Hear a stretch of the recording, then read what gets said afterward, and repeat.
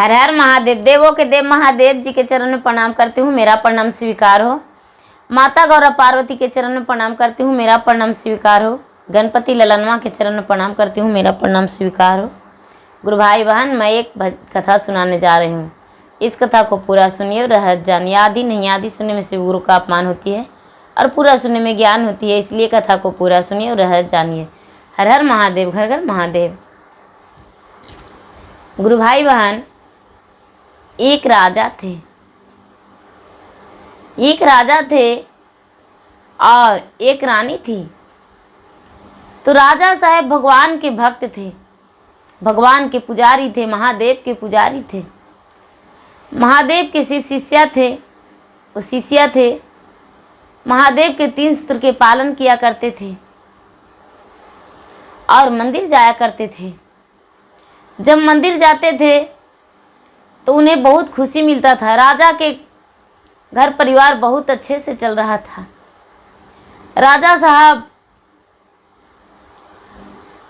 के घर जो था बहुत खुशहाल परिवार था, बहुत अच्छा था। राजा अपनी रानी से बहुत प्यार करते थे। राजा साहब के गांव के कुछ ही दूरी पे एक साल में एक बार मेला लगता था, जो कि पूरे महीना दिन का मेला रहता था। वो पूरे महीना दिन राजा साहब उसी मेले में अपना बिताते थे, उसी मेले में रहते थे। तो वही मेला का समय आ गया। राजा साहब अपने नौकर से पूछे, हम मेला में जा रहे हैं देखने के लिए, घूमने के लिए, तुम्हारे लिए क्या लेकर आएंगे? नौकर लोग बोले, राजा साहब मेरे लिए कपड़ा लेकर आइएगा। किसी ने बोले मेरे लिए चूड़ियाँ लेकर आइएगा। जो नौकरानी थी वो बोली चूड़ियाँ लेकर आइएगा, वो बाजार में जो चूड़ियाँ मिलती है बहुत अच्छी अच्छी। राजा साहब मेरे लिए चूड़ियाँ लेकर आइएगा। पत्नी से अपना पूछे राजा साहब, रानी साहब आपके लिए हम क्या लेकर आएंगे? तो उनकी पत्नी जो है वो कहती है, पतिदेव जी आप तो मेला जा रहे हैं, मेरे लिए कुछ मत लाइएगा। राजा साहब कहते हैं आप भी चलिए, लेकिन रानी जाने से इनकार कर गई। राजा बहुत जिद किए रानी को साथ ले जाने के लिए, लेकिन रानी साहब जाने से इनकार कर गई। बोली नहीं, हम नहीं जाएंगे।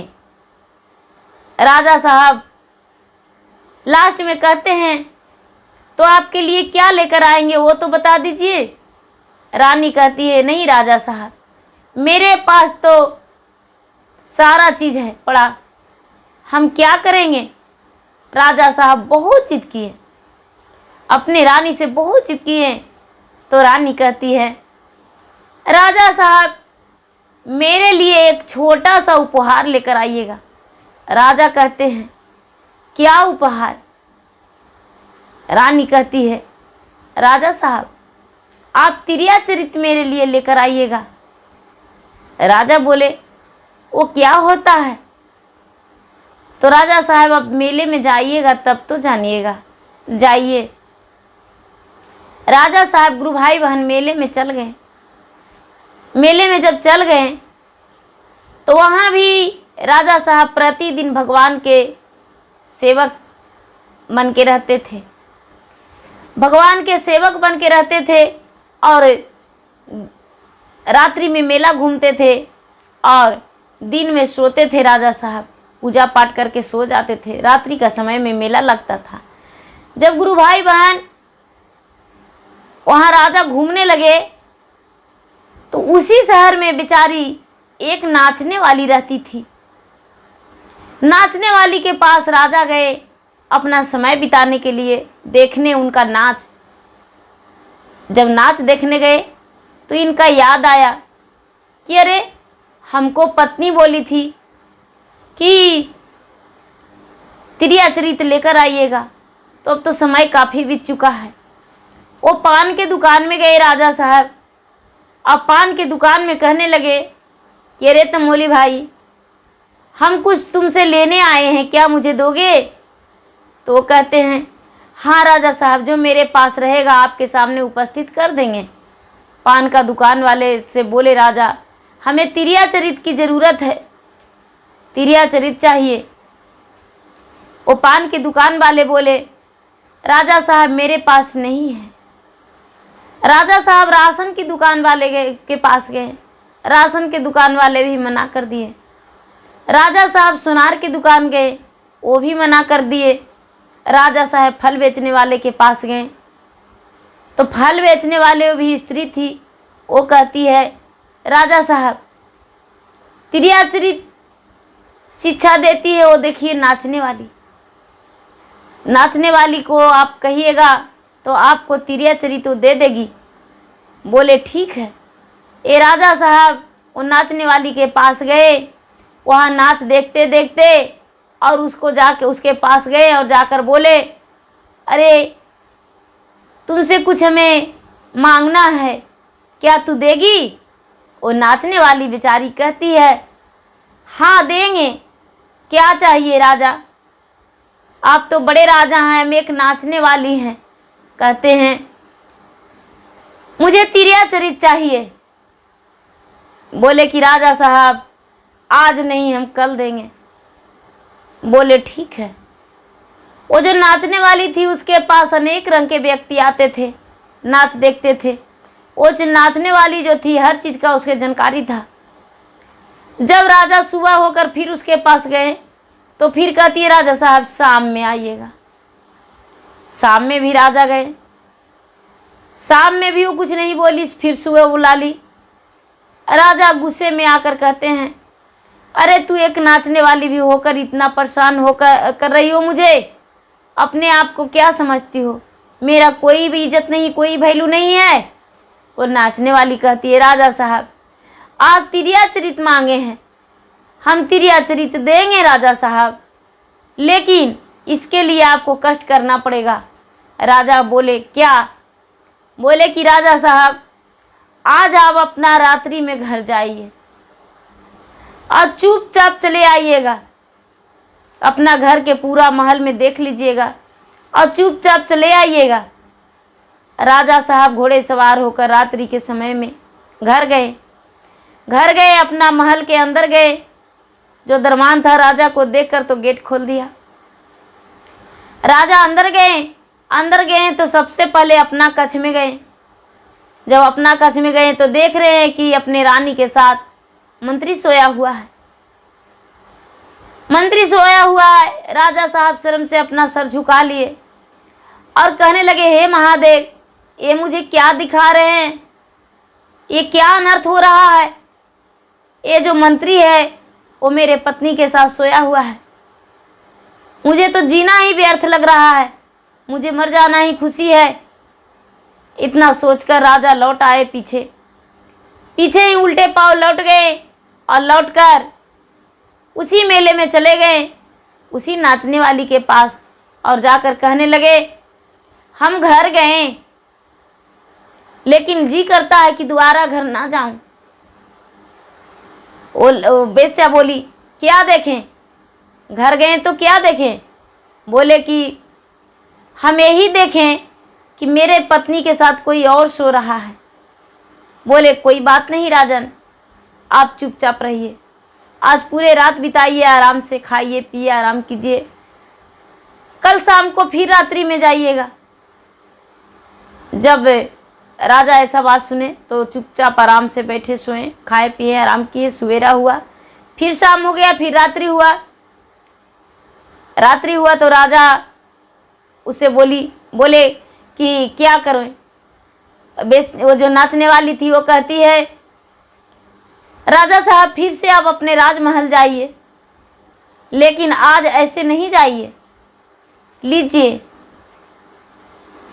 लीजिए एक खुला तलवार दे रहे हैं, जिसमें इसका कोई सुधार नहीं है, नंगा तलवार है, ये हाथ में ले लीजिए, कोई इसका पर्दा नहीं है, नंगा तलवार ले लीजिए हाथ में। ये ले लिए तलवार, बिना म्यान का तलवार ले लिए राजा और चले गए बाजार से अपना घर। गुरु भाई बहन जब घर गए तो फिर से दरबान खोल दिया गेट, और जब दरबान गेट खोल दिया तो राजा अंदर चले गए।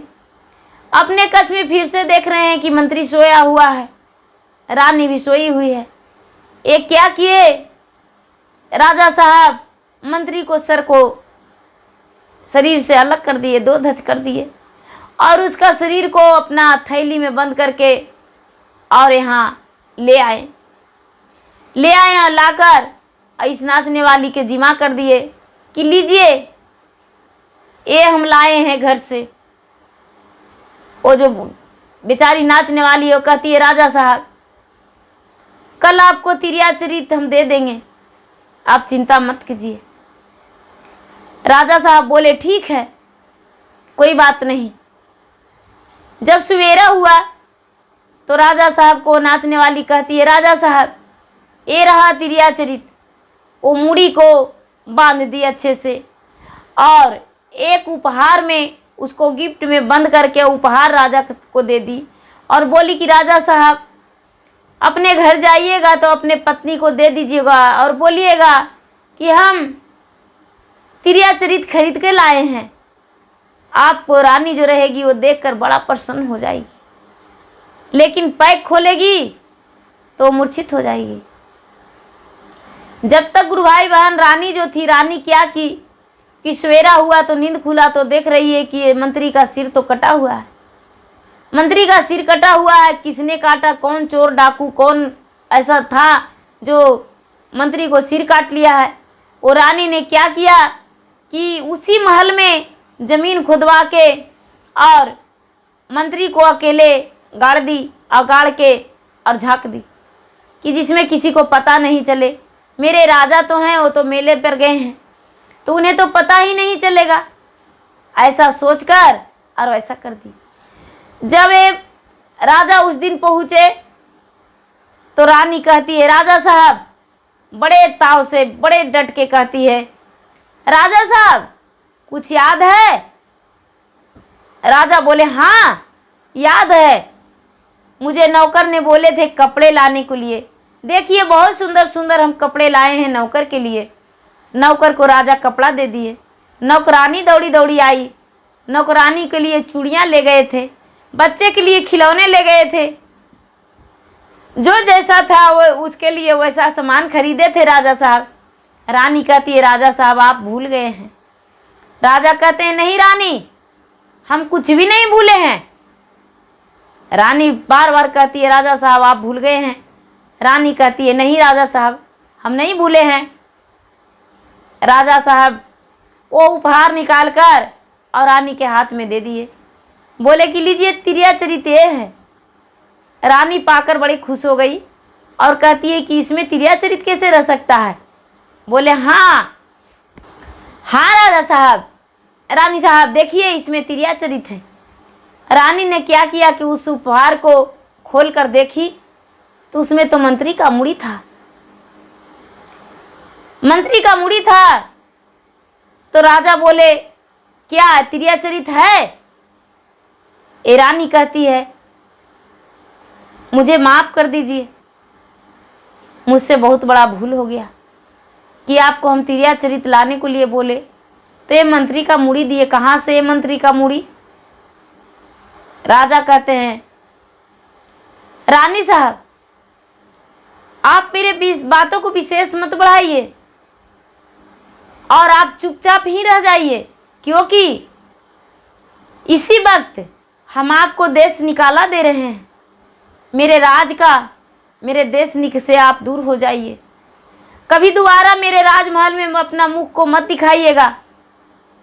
ये जो राजा थे वो राजा अपने पत्नी को घर से निकाल दिए और राजा कहते हैं कि अरे तुमसे जो अच्छी है, जो सड़कों पे रोडों पे नाच रही है, वो तो तुमसे कहीं अच्छी है, तुमसे ज़्यादा विश्वासी है। राजा को जो रानी थी वो रानी को निकाल देने का ऑर्डर दे दिए सैनिक के साथ। बोले कि जाइए इसको अपने राज से बाहर छोड़ दीजिएगा। राजा के जो सैनिक थे वो रानी को लेकर राज से बाहर ले जाकर छोड़ दिए। राज से बाहर छोड़ दिए। रानी दर दर भटकने लगी, दर दर भटकने लगी। इनका कोई सहारा नहीं मिला और राजा क्या किए कि उसी क्षण उसी वक्त चले गए उसी बाजार में जो नाचने वाली थी। नाचने वाली को राजा जाके हाथ धर लिए। वो नाचने वाली कहती है, राजा साहब, हम नाचने वाली तो ज़रूर हैं, लेकिन किसी ने मुझे आज तक कलाई नहीं छुआ था। आपने मेरे हाथों को धर के बहुत मेरा अपमान किए हैं।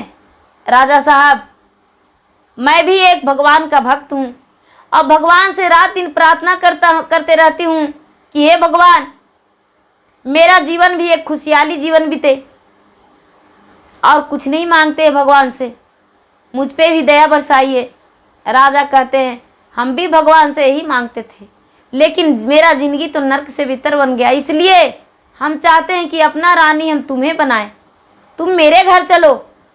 ये जो नाचने वाली थी वो इनकार कर गई, कहती है, नहीं राजन, हम यदि जाएंगे तो आपको राज से हटा दिया जाएगा, आपको राज से हटा दिया जाएगा, राज गद्दी छीन लिया जाएगा।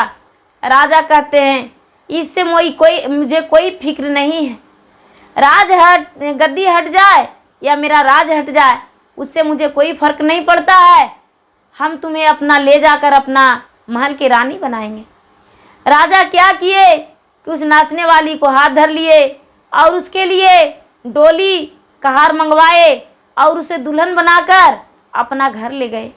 दुल्हन बनाकर अपना घर ले गए और एक रानी का दर्जा दिए। रानी बनाकर अपना पत्नी अर्धांगिनी उसे साबित किए और उसे ही रानी बनाए। राजा साहब अपना पत्नी को निकाल दिए। कहने लगे राजा कि मेरी पत्नी तो कहने का सती थी, वो सती थी ही नहीं। सती तो ये है जो कि रोड पर खुलेआम नाच रही है और खुलेआम दिखा रही कि हम नाचने वाली हैं। इसको सारे लोग जानते हैं, लेकिन यही पवित्र है, गंगा जल की तरह ये पवित्र है। और वो जो महल में रह रही थी वो पवित्र नहीं थी। राजा ऐसा अपमान करके रानी को देश निकाला दे दिए और नाचने वाली के साथ अपना जीवन बिताए। वो जो उनकी पत्नी थी विश्वासघात थी और नाचने वाली एक सती स्त्री थी। नाच तो अपना दिखाती थी भोजन पानी के कपड़े के लिए, लेकिन वो सती की तरह नाच दिखाती थी। राजा को मन में भा गया, राजा अपना घर ले गए। तो गुरु भाई बहना, मेरा वीडियो अच्छा लगे तो इसे लाइक कीजिए, शेयर कीजिए, सब्सक्राइब कीजिए। धन्यवाद। हर हर महादेव, घर घर महादेव।